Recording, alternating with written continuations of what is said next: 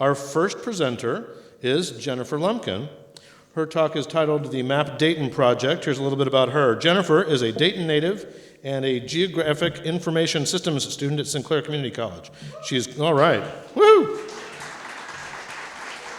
She's currently working with the National Aviation Heritage Alliance, which, by the way, is based right here at Wright Dunbar, and Wright Dunbar, Inc., on mapping projects that highlight historical resources in the Miami Valley. After having lived in several different areas of the world, some too big for her, some too small, Jennifer has declared Dayton her Goldilocks city because it fits her just right. Thank you. Come on up.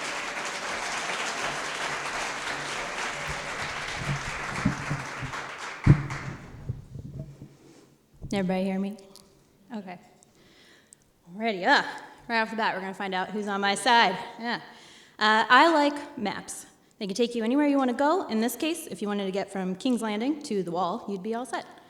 Maps can tell you anything you want to know, show you history, make projections about the future, relate everything in the known universe to any other thing in the known universe. Thank you. Maps don't always look like maps. Sometimes they look like eyeballs. This map used geotagged tweets to map the movement of people in Madrid. Stunning results show paths that are strikingly organic, the life force of the city mirroring the blood flow of our bodies. Wow. This map shows what % in agreement residents of Boston are about the boundary of their neighborhood. This is called crowdsourcing, and the results reflect the thoughts of a community. Yeah, you can map thoughts. I'd like to see a condescending lady in my GPS unit do that.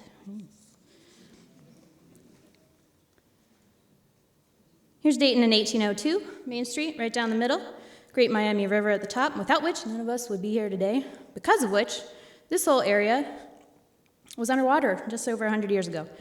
Did you know that if your house is in Dayton, you pay a little bit of money every year to help maintain the levees they put in to keep the area from flooding, and the amount you pay is based on how far underwater your house would have been in 1913. I've had it up to here with taxes. 1869. Canal, which helped get to Lake Erie and connected us with everywhere the ocean touches, which is a lot of places, made our city the hostess with the mostest. The manufacturing industry wanted to be here because they could ship things easy and say, hey, I'll have that there the first week of April, instead of, hey, I'll have that there spring, maybe, sometime. People were getting their hats, their guns, their pianos, following the map all the way up the river to Dayton to see where their stuff had come from. Dayton was happening. Little setback, 1913. Big volcano blew its lid in Alaska. I don't know how many of the rest of you like maps, but even if you don't, I bet you know Alaska's like really far away, even for wind. Resulting billowing clouds of ash totally messed with the weather. We saw rain like you wouldn't believe. Out came the sun and dried up all the rain, and the itsy-bitsy spider, known as Dayton, climbed right on back up the waterspout, this time with some clever engineers to help make sure it didn't happen again. Hasn't yet. We all know Dayton inspires. It inspires critical thinkers, creative thinkers. We hold records for patents. People all over the world use things that were thought of in Dayton every day. This map was created by a local artist who reimagined our city as a fantasy land, watched over by Lord Kroger from his ghetto, summoning winged beasts from the University of Dragons to play baseball. An artist from Brooklyn was so inspired by a visit to Dayton that she created a guide map for 24 hours in our city. Some highlights: Coco's Bistro, which my wonderful husband took me to last night. It's delicious. We also have neon movies, press coffee, food and coffee and movies, everything I need. I want to visit Dayton. One better, I want to live in Dayton. But where? This is a hand-drawn map of Dayton's neighborhoods. You can tell from this how the terrain and the rivers really play into boundaries. We're currently in the Wright Dunbar Historic District, right there in the middle, a little bit left of center. This is where last semester our introduction to cartography class did our service learning project. We came, we saw, we mapped. And there we are. Armed with notebooks and walking shoes, we did some ground truthing, critically important as I came to find out, because to get to know an area, you really need to get out in it. Not from a picture, not from a database, not from your car, but out walking around. That's what gives you the opportunity to meet the people who live here, to get a sense of the place and represent it the most truly on paper. Collect your data, get back to the lab, plug it in the software, we use ArcMap, et voila, map.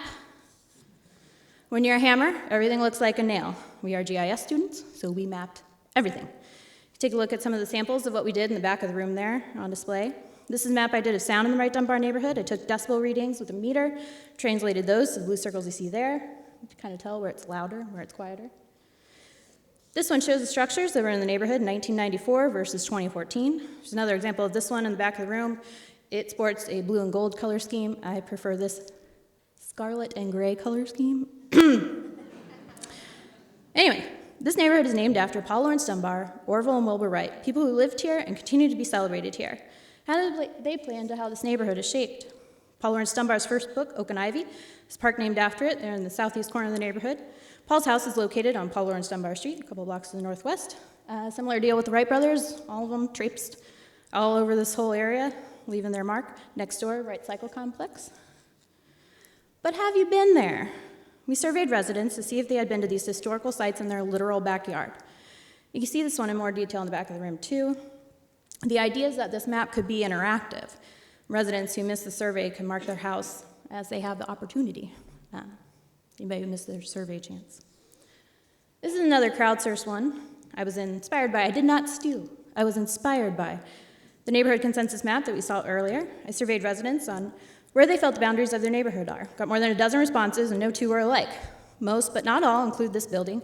Only two include Paul Laurence Dunbar's house. Like, what? It's Wright Dunbar. It's in the name. What's going on? I want to know who defines neighborhoods and why and what happens after they do. I found archived material that discussed redlining, or what was referred to as residential security. What the Department of Service and Buildings Division of Engineering did was go out into every neighborhood and give each one a grade. They based the grade on various criteria: social status, average incomes, undesirable population infiltration, that kind of stuff. They got assigned a letter, A through D, and a color, green, blue, yellow, or red. That's where redlining comes from. You are currently sitting in D11, a red zone, deemed too poor and too black to be worth much of anything, suggested that the worst off house structures be taken down in the city, turn its financial gaze on more desirable locations. Today we can see how the money recently invested in this area has turned things around. The residents obviously take pride in their neighborhood, and that shows in the care they take of their homes. More money was invested in the Wright Cycle Complex than the Paul Laurence Dunbar house, but the Wright brothers have arguably more international draw than Mr. Dunbar.